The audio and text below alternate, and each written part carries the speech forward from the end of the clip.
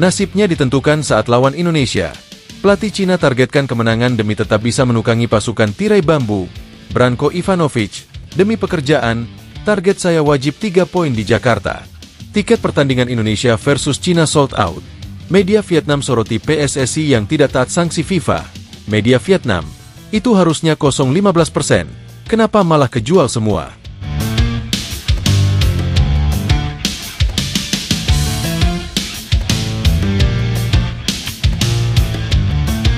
Pelatih Cina Branko Ivanovic nampaknya sangat serius mempersiapkan tim di lanjutan babak kualifikasi Piala Dunia 2026 ronde ketiga.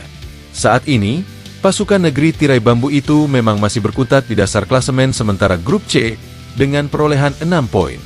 Hasil itu didapatkan dengan 2 kali kemenangan, menang lawan Indonesia di Qingdao, dan berhasil mencuri 3 poin di kandang Bahrain kemarin. Namun setelah itu, praktis pasukan Branko Ivanovic hanya menelan kekalahan terus-menerus. Saat ini mereka sudah menelan setidaknya 6 kali kekalahan tanpa hasil seri. Mereka juga sebenarnya punya poin yang sama dengan Bahrain, tapi Bahrain masih unggul selisih gol. Saat ini, kesempatan pasukan tirai bambu untuk melaju ke round 4 setidaknya masih cukup terbuka. Jika berhasil menang lawan Indonesia di GBK, maka mereka tentu akan menggeser posisi Indonesia di posisi keempat. Tapi tidak semudah itu Ferguson. Indonesia juga tidak bakal mau kehilangan 3 poin penting di kandang sendiri. Oleh sebab itu, nampaknya pertandingan lawan Indonesia kali ini adalah laga yang akan jadi laga penting bagi sang pelatih Branko Ivanovic. Laga ini juga bahkan bisa dibilang sebagai nyawa terakhir dari pelatih berusia 71 tahun tersebut. Karena jika saja kembali kalah, Cina sudah hampir 99% dipastikan gugur, tidak bakal melaju ke round 4. Hingga pihak Federasi Sepak Bola Cina benar-benar memberikan ultimatum keras agar sang head coach berhasil meraih 3 poin di Jakarta bulan depan. Karena jika tidak, tentu dirinya bakal dicopot, hilang pekerjaan, dan langkah Cina di round ini akan selesai. Branko Ivanovic sendiri menyebut, kalau melawan Indonesia bukan hal yang mudah, apalagi mereka akan melakoni laga tandang ke Jakarta. Menurutnya, Indonesia adalah salah satu negeri yang sangat gila dengan sepak bola, tidak hanya ribuan.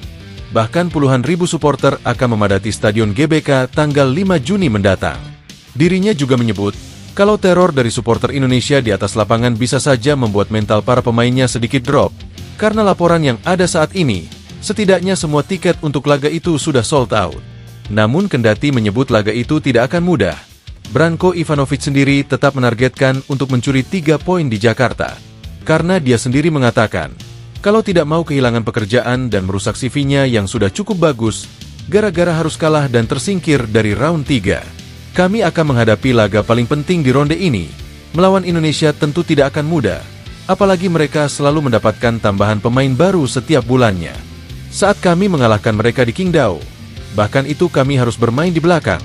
Mereka tentu punya misi balas dendam untuk membalikan keadaan nanti di sana, ucap Branko Ivanovic. Tapi meskipun sulit, tentu saya tidak ingin kehilangan pekerjaan saya di round 3 ini. Apalagi pihak Federasi Sepak Bola Cina sudah memberikan peringatan tentang posisi saya di tim ini. Kami datang ke sana hanya untuk 3 poin.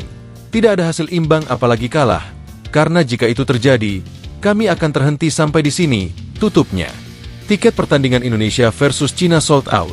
Media Vietnam soroti PSSI yang tidak taat sanksi FIFA. Media Vietnam, itu harusnya 0,15%. Kenapa malah kejual semua? Tiket Indonesia versus Cina bulan depan akhirnya ludes terjual. Padahal proses penjualan itu baru berlangsung setidaknya sehari dan langsung ludes. Hal itu diunggah oleh PSSI melalui akun sosial media X pada Kamis, 15 Mei 2025 kemarin. Dengan hal itu, tentu akan membuat Stadion GBK nanti cukup ramai dipadati oleh supporter yang datang.